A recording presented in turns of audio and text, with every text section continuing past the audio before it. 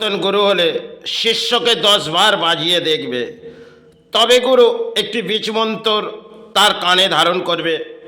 এটা গুরু যদি সৎ হয় এবং গুরু যদি সঠিক পথে হয়, তাহলে শিষ্য সেই পথে হয়তো হাঁটতে পারে। চাই আসা যাক, যে ক্ষেত্রে আমরা আলোচনা তুলে ধরি, সে ঠাকুর তিনি স্বামী বিবেকানন্দকে বললেন যে মায়ের কাছে চেয়ে নে। অস্বাভাবিক কিন্তু একটি ঘটনা, তিনি কিন্তু মায়ের কাছ থেকে তাকে চেয়ে নিতে বলেছিলেন, কিন্তু গুরু বুঝতে পেরেছিলেন ইনি মায়ের কাছে কি চাইবেন। অসাধারণ ঘটনা কিন্তু স্বামী বিবেকানন্দের জীবনে সেটা ছিলেন, কারণ তিনি গুরু শ্রদ্ধা করতেন আর গুরু তাকে বাজিয়ে দেখেছিলেন যে এ চাওয়ার মধ্যে কি আছে। গুরু সময়ে তাকে, কেন গুরু যে সেবা করছে সেটা একটা পাথর নিয়ে, তাহলে পাথরের সাথে তিনি মা মা করে চিৎকার করে তার সাথে ব্যাখ্যা করছে।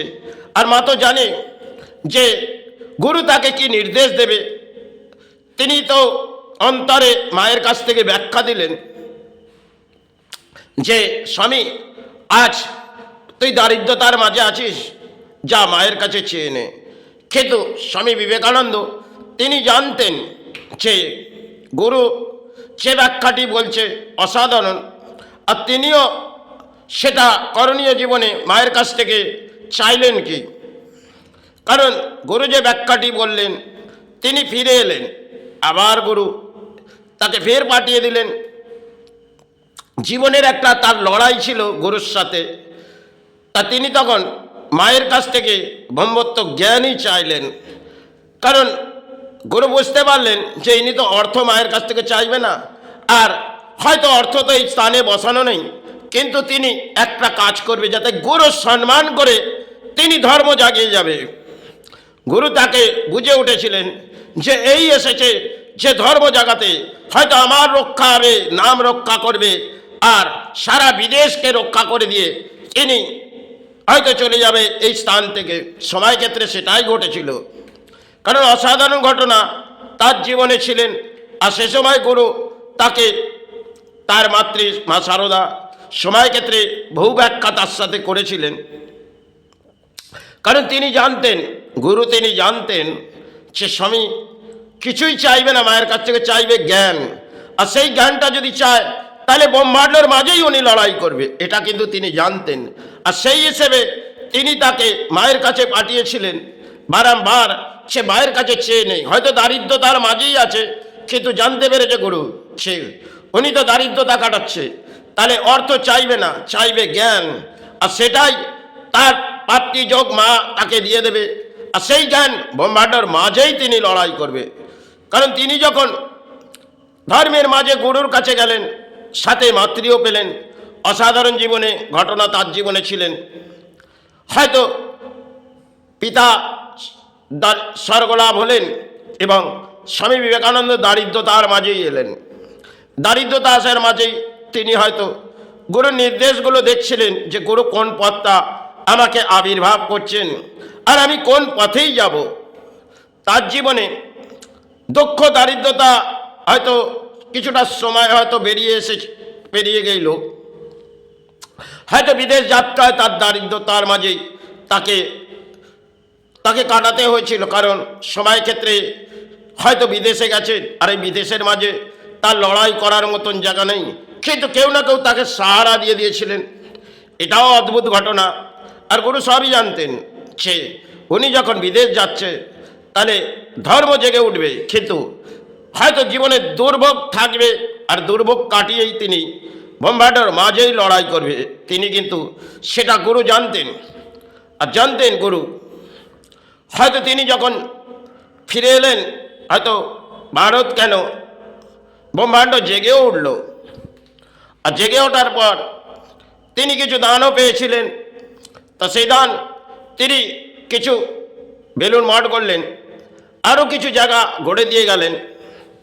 সে কিছু পেলাম গুরুর দানে আমি পেলাম, আর এটাই সমাজকে দিয়ে গেলাম। এটা অসাধারণ। তিনি হয়তো আমাদের জীবনে সেটা বাঁধবে না, কারণ ধর্মের মাঝে আমরা লোভ লালসায় চলে আসি।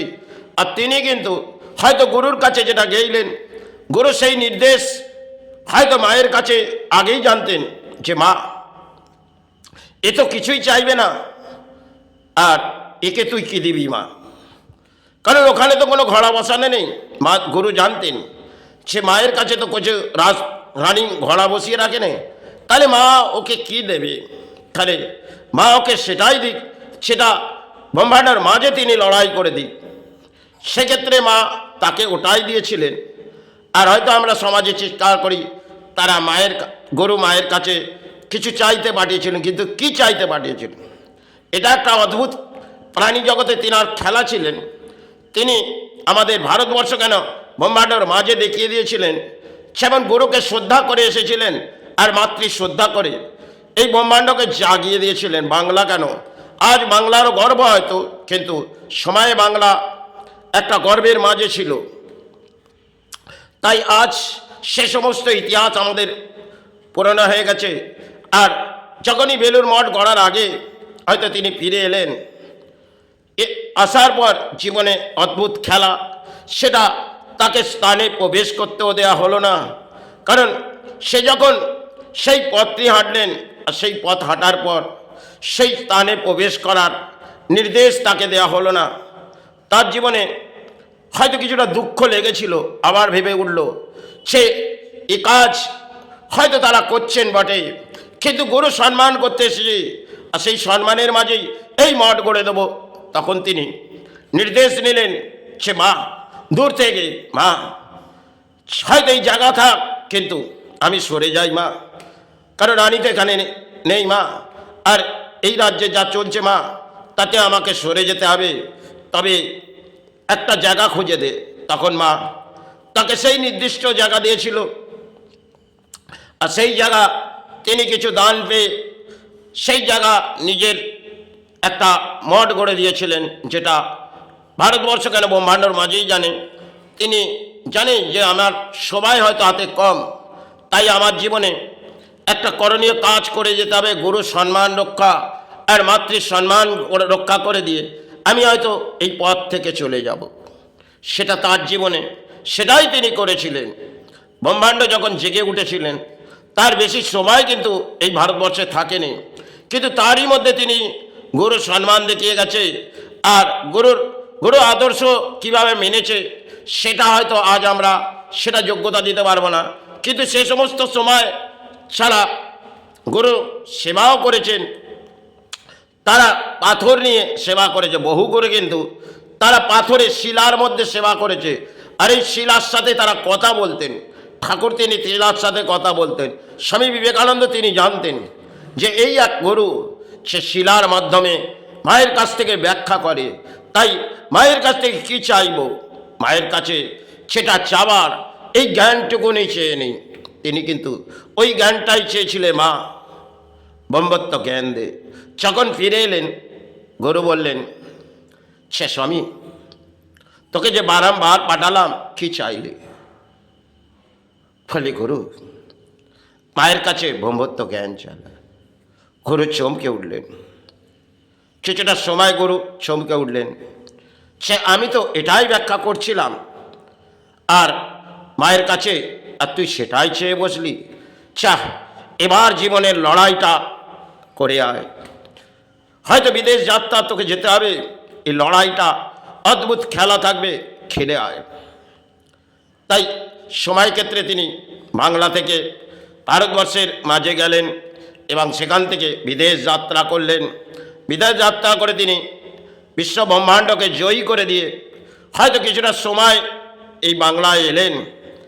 আর ভারতবর্ষে কিছু জায়গা তার নামে হয়তো গড়ে দিয়েছেন, কারণ ঠাকুরের নামে সময় ক্ষেত্রে অসাধারণ জীবনে তিনি কাটিয়ে গেছেন। দারিদ্রতা কিছুটা সময় হয়তো ছিলেন, কারণ পিতা হয়তো অর্থনীতি ছিলেন বটে, কিন্তু তিনি একটা সময় কোর্টের দরজা অবধি তাকে মারাতে হয়েছিল।